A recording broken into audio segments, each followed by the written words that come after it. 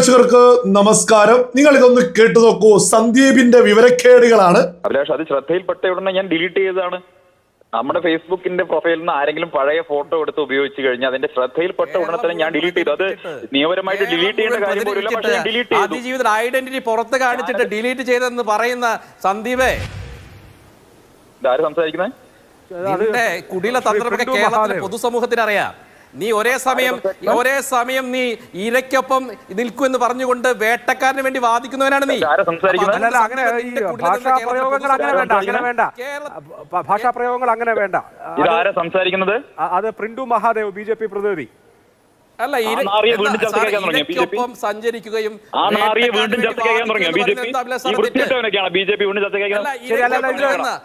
സന്ദീപ് സൂക്ഷി സംസാരിച്ചോ? തർക്കത്തിലേക്ക് പോകണ്ട.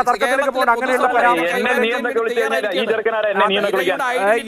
പ്രയോഗങ്ങളൊക്കെ ഞാൻ ഒരു പെൺകുട്ടിയുടെ അഭിമാനത്തെ ചോദ്യം നിങ്ങൾ കേട്ടില്ലേ? കഴിഞ്ഞ ദിവസം മാതൃഭൂമി ന്യൂസ് ചാനലിൽ നടന്ന ചർച്ചയ്ക്കിടയില് സന്ദീപ് വാര്യർ ഫോണിൽ ബന്ധപ്പെട്ട് ചർച്ചയിൽ പങ്കെടുക്കുക, ഭാഗം പറയുക, വലിയ രീതിയിൽ ന്യായീകരിക്കുക. ആ ന്യായീകരിക്കുന്നതിൽ കൃത്യമായിട്ട് BJP പ്രതിനിധിയായിട്ടുള്ള ഈ പ്രിന്റു മഹാദേവ് ഇടപെട്ടത് നിങ്ങൾ കേട്ടില്ലേ? വ്യക്തമായിട്ട് അങ്ങ് പറഞ്ഞു, ഇരക്കൊപ്പം നിൽക്കുന്നു എന്ന തരത്തില് വേട്ടക്കാരന് വേണ്ടിയിട്ടാണ് ഈ സന്ദീപ് വാദിക്കുന്നത് എന്ന്. അതായത് പച്ചക്ക് യാഥാർത്ഥ്യം അങ്ങ് വിളിച്ചു പറഞ്ഞു. ഇത് കേട്ട് സന്ദീപിന്റെ കയ്യിൽ നിന്ന് പോയി. മറുപടി ഇല്ലാതിരിക്കുമ്പോ അല്ലേ ഒരാൾ തെറി വിളിക്കുക? മറുപടി ഉണ്ടെങ്കിൽ സന്ദീപ് മറുപടി അല്ലേ പറയാ? മറുപടി ഇല്ല. കാരണം എന്താ? സന്ദീപ് ചെയ്തത് പച്ചക്ക് പ്രിന്റു മഹാദേവ് അങ്ങ് വിളിച്ചു പറഞ്ഞു. അത് കേട്ട് കയ്യെന്ന് പോയിട്ട് അങ്ങ് തെറി പറയാ. എന്നിട്ട് എന്താ ന്യായീകരിക്കുന്നത്? ആ തെറി വിളിച്ചതിനെ നീ എന്ന് പറഞ്ഞു. ഈ ചെറുക്കനേതാ എന്ന്? അല്ല, നീ എന്ന് പറഞ്ഞാൽ നാറി എന്നാണോ ഇവരൊക്കെ പറയാ? എന്ത് നെറികേടാണ്. ഈ സന്ദീപ് വാര്യർക്കൊക്കെ ഒരു ധാരണ ഉണ്ട്. ഇവരൊക്കെ ആർക്ക് വേണ്ടി ഇപ്പൊ വർക്ക് ചെയ്യുന്നത്? സുഡാപ്പികള്. ഇവൻ ആരാണ്? ഇവന്റെ ഈ അണികൾ എന്ന് പറയുന്നത്. ഈ അണികൾക്ക് പ്രത്യേകിച്ച് വിവരവും വിവേകമൊന്നും വേണ്ട. ഇവന് BJP ആളുകളാണോ? തെറി പറഞ്ഞാൽ മതി, അതിനെങ്ങ് കൈയടിച്ച് പോയിക്കോളും. അതാണ് സുഡാപ്പികള്. അത് കൃത്യമായിട്ട് അറിയാം. അപ്പൊ സുഡാപ്പികൾക്ക് വേണ്ടിയാകുമ്പോ പ്രത്യേകിച്ച് സത്യങ്ങളൊന്നും പറയണ്ട, തെറി വിളിച്ചാൽ മതി. അതിന്റെ അടിസ്ഥാനത്തിൽ തെറി വിളിച്ചതാ. അല്ല, യഥാർത്ഥത്തിൽ ഈ സന്ദീപ് വാര്യർ പ്രിന്റു മഹാദേവ് പറഞ്ഞത് തന്നെയല്ലേ ഈ ഇരയായിട്ടുള്ള രാഹുൽ മാങ്കൂട്ടത്തിനെതിരെ പരാതി കൊടുത്തിട്ടുള്ള അതിജീവിതയുടെ ഐഡന്റിറ്റി വെളിപ്പെടുത്തി. മാത്രമല്ല, ഈ ഐഡന്റിറ്റി വെളിപ്പെടുത്തിയത് വ്യക്തമാണ്. അതായത് ഈ പറയുന്ന സന്ദീപ് കല്യാണത്തിൽ പങ്കെടുത്തതിനെ കുറിച്ചൊക്കെ പോസ്റ്റ് ചെയ്യുന്നുണ്ട്. അപ്പൊ പിന്നെ ആ ഒരു ഫോട്ടോ ഒക്കെ കാണുമ്പോ എന്റെ പോസ്റ്റിൽ ഉണ്ടായിരുന്നു എന്നൊക്കെ പറയുമ്പോ വ്യക്തമാവല്ലേ? ഐഡന്റിറ്റി അല്ലേ വെളിപ്പെട്ട് പുറത്തു വരുന്നത്? അതുകൊണ്ടല്ലേ കേസ് ഇപ്പോ എടുത്തിട്ടുള്ളത് 4ാം പ്രതിയാ. മാത്രമല്ല, അതിജീവിതക്കെതിരെയുള്ള സൈബർ ആക്രമണങ്ങളിലും കൃത്യമായിട്ട് കേസെടുക്കേണ്ടത് തന്നെയാ. കാരണം എന്താ? ഈ വേട്ടക്കാരനായിട്ടുള്ള രാഹുൽ മാങ്കൂട്ടത്തിൽ ശരിയാണ് എന്ന രീതിയിലാണ് ഇവന്റെ ഓരോ ഫേസ്ബുക്ക് പോസ്റ്റുകളും. അപ്പൊ ഇവനെയൊക്കെ ഈ സൈബർ ആക്രമണത്തിന് നേതൃത്വം കൊടുത്തു എന്നുള്ളത് കൂടി പൊതുസമൂഹം തിരിച്ചറിയണം. ഇതൊക്കെ പ്രിന്റു മഹാദേവ് അങ്ങ് പച്ചക്ക് വിളിച്ചു പറഞ്ഞു. ഇത് കേട്ട് കയ്യെന്ന് പോയി എന്നുള്ള യാഥാർത്ഥ്യം മനസ്സിലായി. എന്നിട്ട് തിരിച്ച് തെറി വിളിക്കുക. ഒരാള് വിഷയം സംസാരിക്കുമ്പോൾ തിരിച്ചു തെറി പറയുന്നവന് എന്ന് പറഞ്ഞാൽ അങ്ങേയറ്റം നിലവാരമില്ലാത്ത വ്യക്തിയാണ് എന്നല്ലേ തിരിച്ചറിയ. സുഡാപ്പികൾക്ക് ഈ തെറി വിളിയൊക്കെ മതി, അവര് കൈയടിക്കും. അതേസമയം കേരളത്തിന്റെ പൊതുസമൂഹം, നിഷ്പക്ഷ സമൂഹം പുച്ഛിച്ച് ഈ സന്ദീപ് വാര്യരൊക്കെ തള്ളില്ലേ. മറ്റൊരുത്തരുണ്ടല്ലോ രാഹുൽ ഈശ്വർ. ഈ രാഹുൽ ഈശ്വറിനെ എന്തിനുള്ളിൽ അടച്ചു എന്നുള്ളത് വ്യക്തമാക്കിക്കൊണ്ട് ശ്രീജിത്ത് പണിക്കർ രംഗത്തെത്തിയിട്ടുണ്ട്. അദ്ദേഹത്തിന്റെ ഫേസ്ബുക്ക് പോസ്റ്റ് ഞാനൊന്ന് വായിച്ചേൽപ്പിക്കാം. രാഹുൽ ഈശ്വർ സ്വയം വരുത്തിവെച്ച കേസും അറസ്റ്റുമാണ് ഇപ്പോൾ ഉണ്ടായത്. മാങ്കൂട്ടത്തിൽ കേസിൽ അദ്ദേഹം പറയുന്നത് മര്യാദകേടാണെന്ന് 3 ചർച്ചകളിൽ എങ്കിലും ആവർത്തിച്ച് ഓർമ്മിപ്പിച്ചിട്ടും തിരുത്താൻ അദ്ദേഹം തയ്യാറായില്ല. ഞാനും കൂടി പങ്കെടുത്ത 24 ന്യൂസ് ചാനൽ താൻ പറയുന്ന വാക്കുകൾ തെറ്റെങ്കിൽ തന്നെ കേരള പോലീസ് അറസ്റ്റ് ചെയ്യട്ടെ എന്ന് പറഞ്ഞ ആളാണ് രാഹുൽ ഈശ്വർ. അരുതാത്തത് പറയരുതെന്ന് മാങ്കൂട്ടത്തിനെ ന്യായീകരിക്കാൻ പരാതിക്കാരിയെ അപമാനിക്കേണ്ടതില്ലെന്നും ആ ചർച്ചയിൽ ഞാൻ അദ്ദേഹത്തെ ഓർമ്മിപ്പിച്ചിരുന്നു. എന്നിട്ടും അവരെ അപമാനിക്കുന്ന വാക്കുകൾ ആവർത്തിച്ചപ്പോൾ അവതാരകനോട് ഇത് അനുവദിക്കരുതെന്ന് ഞാൻ അപേക്ഷിച്ചു. രാഹുൽ ഈശ്വർ സംസാരിക്കേണ്ട എന്ന് പറഞ്ഞ് അവതാരകൻ അദ്ദേഹത്തിന്റെ അവസരം നിഷേധിക്കുകയും ചെയ്തു. ജാമ്യാപേക്ഷ പുറത്തു വന്നപ്പോൾ രാഹുൽ ഈശ്വർ തലേ ദിവസം 24 ന്യൂസിൽ പറഞ്ഞ ന്യായങ്ങളെല്ലാം പൊളിഞ്ഞെന്ന് അടുത്ത ന്യൂസ് 80 ചർച്ചയിൽ അദ്ദേഹത്തെ ഓർമ്മിപ്പിച്ചു. എന്നിട്ടും മാങ്കൂട്ടത്തിലിനെ ന്യായീകരിക്കുന്നതിനൊപ്പം പരാതിക്കാരിയെ അപമാനിക്കാനും അദ്ദേഹം ശ്രമിച്ചു. പിന്നീട് അത് അദ്ദേഹം നിരന്തരം ആവർത്തിക്കുകയും ചെയ്തു.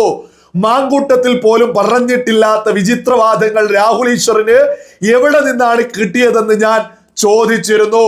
വിവാഹ സ്റ്റാറ്റസ് മറച്ചുവെച്ച് പരാതിക്കാരി മാങ്കൂട്ടത്തിനെ ചതിച്ചെന്നൊക്കെയുള്ള വാദം ജാമ്യാപേക്ഷ പുറത്തായപ്പോൾ പൊളിഞ്ഞെന്ന് ഏഷ്യാനെറ്റ് ന്യൂസ് ചർച്ചയിലും പറഞ്ഞിരുന്നു. അതിന്റെ തുടർച്ചയിലാണ് രാഹുലിന്റെ പിന്നീടുള്ള ഇടപെടലുകൾ ഉണ്ടായതും ഇപ്പോൾ അറസ്റ്റിൽ കലാശിച്ചതും. തിരുത്താൻ അവസരം ആവോളം ലഭിച്ചിട്ടും പരാതിക്കാരിയുടെ സ്വകാര്യതയെ മാനിക്കാതിരിക്കാൻ അദ്ദേഹം ശ്രമിച്ചതിന് ഒരു ന്യായീകരണവും ഇല്ല. ന്യൂസ് 80 ചാനലിൽ അവതാരകൻ എന്നോട് ചോദിച്ചിരുന്നു, രാഹുൽ ഈശ്വറിന്റെ പോസ്റ്റുകൾക്ക് കിട്ടുന്ന വലിയ സ്വീകാര്യതയുടെ കാരണം എന്താണെന്ന്. ഞാൻ പറഞ്ഞ മറുപടി ആവർത്തിക്കുന്നു. മാന്യമായ എന്ത് വസ്ത്രം ധരിക്കാനും വ്യക്തികൾക്ക് നമ്മുടെ ഭരണഘടന സ്വാതന്ത്ര്യം നൽകുന്നുണ്ട്. ഒരു സിനിമാ നടിയെ ഒരു ബിസിനസ്സുകാരൻ അവഹേളിച്ചപ്പോൾ ആ നടിക്കൊപ്പം നിൽക്കുന്നതിന് പകരം ആ ബിസിനസ്സുകാരനൊപ്പം നിൽക്കാനും ധരിക്കുന്ന വസ്ത്രത്തിന്റെ പേരിൽ ആ നടിയെ നിരന്തരം ഓഡിറ്റ് ചെയ്യാനും ശ്രമിച്ച രാഹുൽ ഈശ്വറിനെ ന്യായീകരിക്കാൻ അന്നും സോഷ്യൽ മീഡിയയിൽ നിരവധി ആളുകൾ ഉണ്ടായിരുന്നു. ആ സ്വീകാര്യതയ്ക്ക് ഒരർത്ഥം മാത്രമേ ഉള്ളൂ. ഭരണഘടനയെ കുറിച്ചും നിയമങ്ങളെ കുറിച്ചും അറിയാത്ത വിഡ്ഢികൾ ഇന്നാട്ടിൽ ധാരാളമുണ്ട്. എത്ര വളരെ വ്യക്തമായ കാര്യങ്ങളാണ് ശ്രീജിത്ത് പണിക്കർ കൃത്യമായിട്ട് എണ്ണമിട്ടുകൊണ്ട് മുന്നോട്ട് വെച്ചിരിക്കുന്നത്. രാഹുൽ ഈശ്വർ രാഹുൽ മാങ്കൂട്ടത്തെ ന്യായീകരിച്ച് അങ്ങേയറ്റം മുന്നോട്ട് പോകുമ്പോൾ അതിജീവിതക്ക് അർഹതയുള്ള പലതും നിഷേധിക്കപ്പെടുന്നു എന്നുള്ളത് വളരെ വ്യക്തമാണ്. മാത്രല്ല, സന്ദീപ് വാര്യരും കൃത്യമായിട്ട് ഐഡന്റിറ്റി വെളിപ്പെടുത്തുന്ന തരത്തിൽ തന്നെയാണ് ഓരോ ഫേസ്ബുക്ക് പോസ്റ്റുകളും വായിക്കുമ്പോൾ മനസ്സിലാക്കാൻ സാധിക്കുന്നത്. അതുകൊണ്ടാണല്ലോ കേരള പോലീസ് കേസെടുക്കുന്നത്. അപ്പോഴേക്ക് ഇരവാദുമായിട്ട് ആളുകൾ ഞാൻ കോൺഗ്രസ് ആയതുകൊണ്ടാണ്, ഞാൻ ഇന്നതായത് കൊണ്ടാണ് എനിക്കെതിരെ കേസ് എന്നൊക്കെ. ഇവിടെയുള്ള സകല കോൺഗ്രസ് നേതാക്കന്മാർക്കെതിരെയും കേരള പോലീസ് കേസെടുക്കുന്നില്ല. ഇവിടെയുള്ള സകല ആളുകൾക്കെതിരെയും കേസ് വരുന്നില്ല. മറിച്ച് രാഹുൽ ഈശ്വറിനെതിരെയാണ് നടപടി. അതേപോലെ തന്നെ ഈ സന്ദീപ് വാര്യർക്കെതിരെയാണ് നടപടി. അതിന് കൃത്യമായ തെളിവുകൾ അവരവരുടെ സോഷ്യൽ മീഡിയ പോസ്റ്റുകൾ തന്നെ ഏതൊരാൾക്കും ഒന്ന് പരിശോധിച്ചാൽ മാത്രം മതി. ഇവിടെ വേട്ടക്കാരനൊപ്പമാണ് ആളുകൾ നിലകൊള്ളുന്നത്. ആളുകൾ എന്ന് പറയുന്നത് കോൺഗ്രസോ അതേപോലെ തന്നെ ഇവരെയൊക്കെ പിന്തുണയ്ക്കുന്ന ഒരുപാട് സുഡാപ്പികളുണ്ട്. അവർക്കൊക്കെ വേണ്ടിയിട്ടാണ് ഇവര് ഇത്തരം ഏർപ്പാടുകളൊക്കെ ചെയ്ത് മുന്നോട്ട് പോകുന്നത് എന്നുള്ളതും സകല ആളുകളും തിരിച്ചറിയാം. രാഹുൽ മാങ്കൂട്ടത്തിനെതിരെ പരാതി കൊടുത്ത യുവതി, ആ യുവതിയെ എങ്ങനെയാണ് ഒരു രാഹുൽ മാങ്കൂട്ടത്തിൽ എന്ന് പറഞ്ഞാൽ ആരാ ഇവിടെ? ഒരു ചുക്കുമല്ല. അതുകൊണ്ടാണ് നമ്മുടെ നിയമത്തിന് മുന്നിൽ ഇവിടെ എല്ലാവരും ഒരുപോലെയാണ്. എന്നാൽ രാഹുൽ മാങ്കൂട്ടത്തിനെതിരെ പരാതി കൊടുത്തപ്പോഴേക്ക് ഇവിടെ ഒരുപാട് ആളുകൾ ഒരു ഭാഗത്ത്, രാഹുൽ ഈശ്വർ, സന്ദീപ് വാര്യർ, അതേസമയം കോൺഗ്രസിന്റെ പ്രധാനപ്പെട്ട നേതാക്കന്മാരൊക്കെ രാഹുൽ മാങ്കൂട്ടത്തിനെ തള്ളുകയും ചെയ്ത്. ഇത്തരത്തിലാണ് കോൺഗ്രസ് യഥാർത്ഥത്തിൽ രാഹുൽ മാങ്കൂട്ടത്തിലിനെ തള്ളിക്കളയുമ്പോഴും സന്ദീപ് വാര്യരൊക്കെ എത്തിയിട്ടോ അങ്ങനെയല്ല ഇന്നലെ ഇങ്ങോട്ട് കയറി വന്നവനെ ഇപ്പോ കോൺഗ്രസിൽ കാര്യങ്ങൾ തീരുമാനിക്കുന്നത്. ഇതൊക്കെ കോൺഗ്രസ്സുകാർക്ക് വല്ലതും തിരിയുന്നുണ്ടോ? ഇതൊക്കെ തന്നെ സകല ആളുകളും തിരിച്ചറിയാം. രാഹുൽ ഈശ്വറും സന്ദീപ് വാര്യരൊക്കെ ഇവിടെ നിയമത്തിന് അപ്പുറം നിന്ന് കാര്യങ്ങൾ ചെയ്യുന്നത് കൊണ്ടാണ് ഇതുപോലെയൊക്കെ കേസുകൾ വന്നത് എന്നുള്ളതും സകലരും തിരിച്ചറിഞ്ഞോളൂ.